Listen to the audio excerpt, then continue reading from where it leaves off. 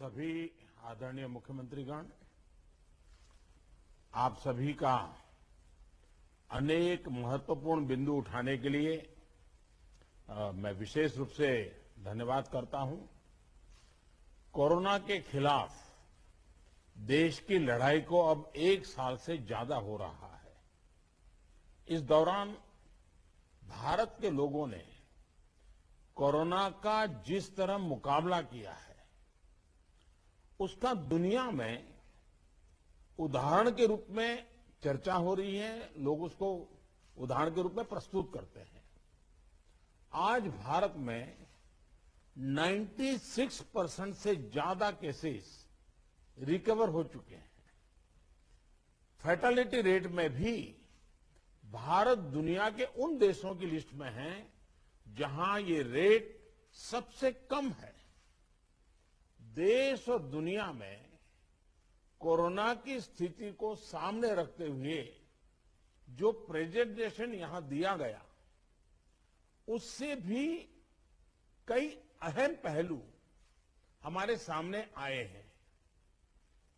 दुनिया के अधिकांश कोरोना प्रभावित देश ऐसे हैं जिन्हें कोरोना की कई वेव्स का सामना करना पड़ा है।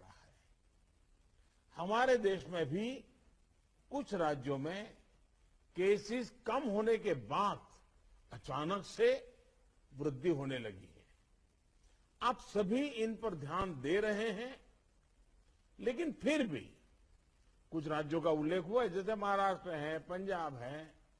आप मुख्यमंत्रियों ने भी चिंता व्यक्त की है, सिर्फ मैं कह रहा हूं ऐसा नहीं है। और विशेष चिंता की आप कर भी रहे हैं और करने की जरूरत भी है। हम ये भी देख रहे हैं कि महाराष्ट्र और एमपी में टेस्ट पॉजिटिविटी रेट बहुत ज्यादा है और केसों की संख्या भी बढ़ रही है, बहुत आ रहे हैं। इस बारे में कई ऐसे इलाकों, ऐसे जिलों में भी ये वृद्धि देखने को मिल रही है जो अभी तक खुद को बचाए हुए थे, सेफ जोन थे एक प्रकार से। अब वहां पर हमें कुछ चीजें नजर आ रही हैं। देश के 70 जिलों में तो पिछले कुछ हफ्तों में यह वृद्धि 150% से भी ज्यादा है, 150% से ज्यादा। अगर हम इस बढ़ती हुई महामारी को यही नहीं रोकेंगे तो देशव्यापी आउटब्रेक की स्थिति बन सकती है। हमें कोरोना की उस उभरती हुई सेकंड पीक को तुरंत रोकना ही होगा और इसके लिए हमें क्विक और डिसाइसिव कदम उठाने होंगे। कई जगह देखने को मिल रहा है कि मास्क को लेकर अब स्थानीय प्रशासन द्वारा भी उतनी गंभीरता नहीं दिखाई जा रही। मेरा आग्रह है कि स्थानीय स्तर पर गवर्नेंस को लेकर जो भी दिक्कत है, उनकी पड़ताल, उनकी समीक्षा की जानी और उन दिक्कतों को सुलझाया जाना, ये मैं समझता हूं वर्तमान में बहुत आवश्यक है।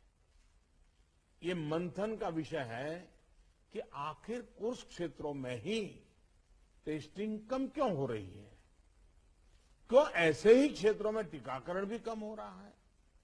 मैं समझता हूं कि ये गुड गवर्नेंस की परीक्षा का भी समय है। कोरोना की लड़ाई में हम आज जहां तक पहुंचे हैं, उसमें और उससे जो आत्मविश्वास आया है, ये आत्मविश्वास, हमारा कॉन्फिडेंस ओवर कॉन्फिडेंस भी नहीं हो जाना चाहिए। हमारी ये सफलता लापरवाही में भी नहीं बदलनी चाहिए। हमें जनता को पैनिक मोड में भी नहीं लाना है।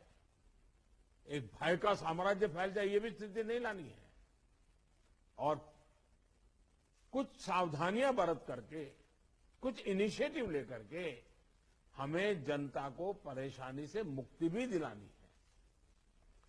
अपने प्रयासों में हमें अपने पुराने अनुभवों को शामिल करके रणनीति बनानी होगी। हर राज्य के अपने अपने प्रयोग हैं, अच्छे प्रयोग हैं, अच्छे इनिशिएटिव हैं, कई राज्य दूसरे राज्यों से नए नए प्रयोग सीख भी रहे हैं, लेकिन अब एक साल में हमारी गवर्नमेंट मशीनरी को नीचे तक ऐसी स्थितियों में कैसे काम करना करीब करीब ट्रेनिंग हो चुकी है। अब हमें प्रोएक्टिव होना जरूरी है। हमें जहां जरूरी हो, और ये मैं आग्रहपूर्वक कहता हूं, माइक्रो कंटेनमेंट जोन बनाने का विकल्प भी किसी भी हालत में ढिलास नहीं लानी चाहिए। इस पर बड़े आग्रह से काम करना चाहिए। जिलों में काम कर रही पैंडेमिक जो रिस्पांस टीम्स को कंटेनमेंट और सर्वेलेंस एसओपीस इसकी रीओरिएंटेशन की आवश्यकता हो, वो भी किया जाना चाहिए। फिर से एक बार 4 घंटे 6 घंटे के लिए बैठ करके चर्चा हो, हर लेवल पे चर्चा हो, सेंसिटाइज भी करेंगे, पुरानी चीजें याद भी करा देंगे और गति भी ला सकते हैं। और इसके साथ ही टेस्ट, ट्रैक और ट्रीट, इसको लेकर भी हमें उतनी ही गंभीरता की जरूरत है जैसे कि हम पिछले 1 साल से करते आ रहे हैं। हर संक्रमित व्यक्ति के कॉन्टैक्ट को कम से कम समय में ट्रैक करना और आरटीपीसीआर टेस्ट रेट 70% से ऊपर रखना बहुत अहम है। हम ये भी देख रहे हैं कि कई राज्यों में रैपिड एंटीजन टेस्टिंग पर ही ज्यादा बल दिया जा रहा है और उसी भरोसे गाड़ी चल रही है। जैसे केरल है, उड़ीसा है, छत्तीसगढ़ है, यूपी है। मुझे लगता है कि इसमें बहुत तेजी से बदल की जरूरत है। इन सभी राज्यों में, मैं तो चाहता हूं देश के सभी राज्यों में हमें आरटीपीसीआर टेस्ट और बढ़ाने पर जोर देना होगा।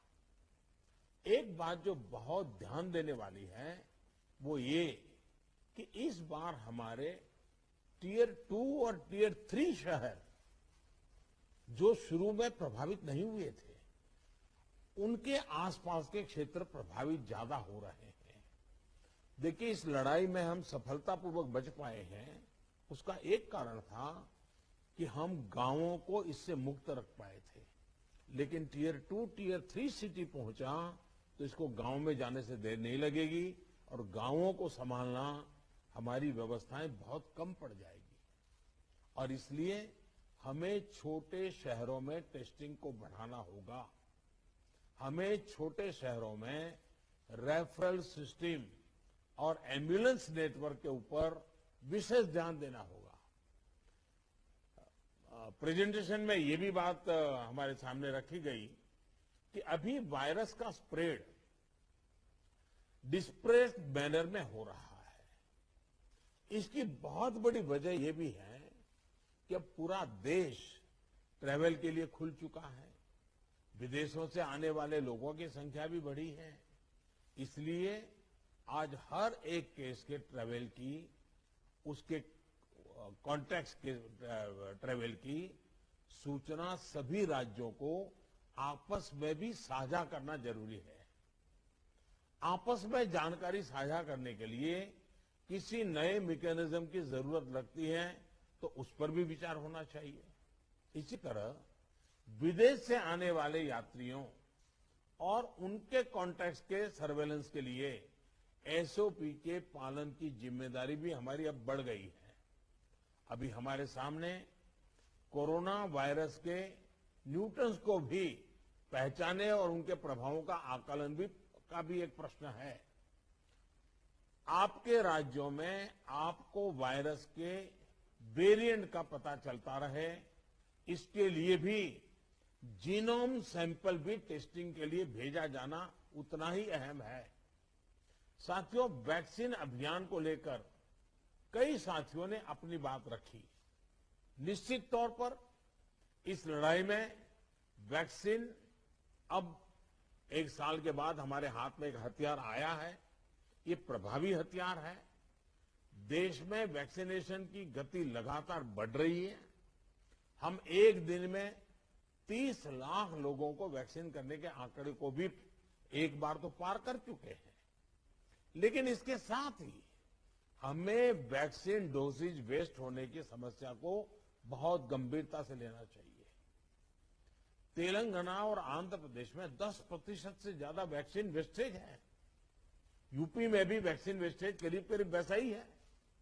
वैक्सीन क्यों वेस्टेज हो रही है, इसकी भी राज्यों में समीक्षा होनी चाहिए और मैं मानता हूं हर रोज शाम को इसकी मॉनिटरिंग की व्यवस्था रहनी चाहिए और हमारी सिस्टम को प्रोएक्टिव लोगों को कांटेक्ट करके एक साथ इतने लोग मौजूद रहें ताकि वैक्सीन वैक्सीन वेस्टेज न जाए, इसकी व्यवस्था होनी चाहिए।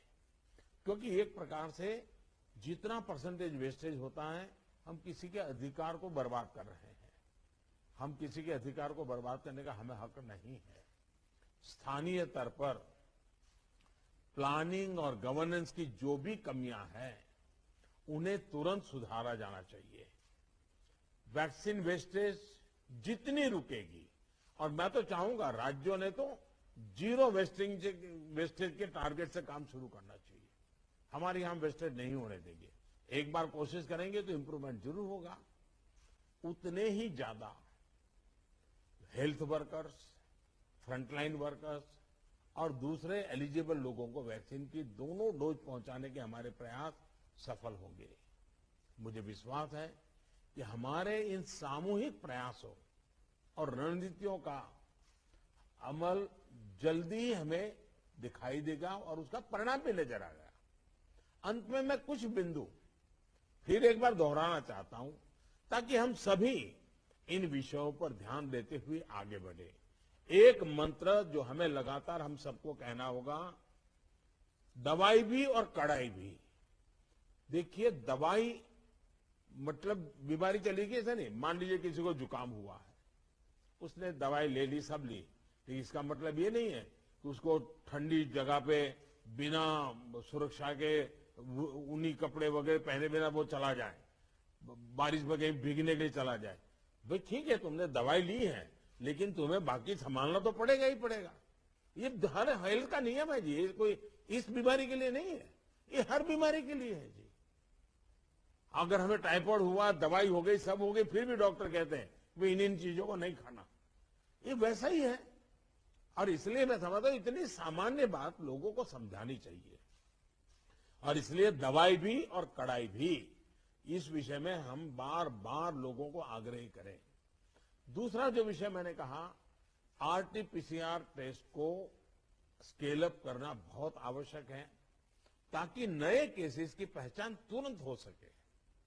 स्थानीय प्रशासन को माइक्रो कंटेनमेंट जोन बनाने की दिशा में हमें आग्रह करना चाहिए। वो वहीं पर काम तेजी से करें, हम बहुत तेजी से रोक पाएंगे ताकि संक्रमण का दायरा फैलने से रोकने में वो मदद करेगा। वैक्सीन लगाने वाले केंद्रों की संख्या बढ़ाने की आवश्यकता है। वो प्राइवेट हो, सरकारी हो, जितना, जैसा आपने मैप देखा होगा, वो आपके लिए भी राज्यवार भी बनाया। वो शुरू में जो ग्रीन डॉट वाला बताया था, और देखने से ही पता चलता है बहुत सारे इलाके हैं कि जहां लाइट ग्रीन लग रहा है, मतलब कि हमारे वैक्सीनेशन सेंटर उतने नहीं है और या तो एक्टिव नहीं है। देखिए, टेक्नोलॉजी हमारी बहुत मदद कर रही है। हम बहुत आसानी से डे टू डे चीजों को ऑर्गेनाइज कर सकते हैं। इसका हमें फायदा तो लेना है, लेकिन उसमें उसके आधार पर हमें इंप्रूवमेंट करना है।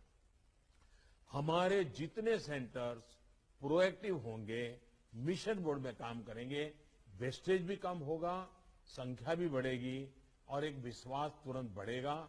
मैं चाहता हूं कि इसको बल दिया जाए। साथ ही एक बात हमें ध्यान रखनी होगी, क्योंकि ये वैक्सीन निरंतर प्रोडक्शन हो रहा है और जितना जल्दी हम इससे बाहर निकले, हमें निकलना है। अदरवाइज ये 1 साल, 2 साल, 3 साल तक खींचता चला जाएगा। एक मुद्दा है वैक्सीन की एक्सपायरी डेट। हमें ध्यान रखना चाहिए कि जो पहले आया है उसका पहले उपयोग हो, जो बाद में आया है उसका बाद में उपयोग हो। अगर जो बाद में आया हुआ हम पहले उपयोग कर लेंगे तो फिर एक्सपायरी डेट और वेस्टेज की स्थिति बन जाएगी। और इसलिए मुझे लगता है कि अवॉइडेबल वेस्टेज से तो हमें बचना ही चाहिए। हमें पता होना चाहिए कि ये लॉट हमारे पास जो है, इसकी एक्सपायरी डेट ये है, हम सबसे पहले इसका उपयोग कर लेंगे। ये बहुत जरूरी है। और इन सभी बातों के साथ इस संक्रमण के फैलाव को रोकने के लिए जो मूलभूत कदम है, जैसा मैं कहता हूं, दवाई भी और कड़ाई भी।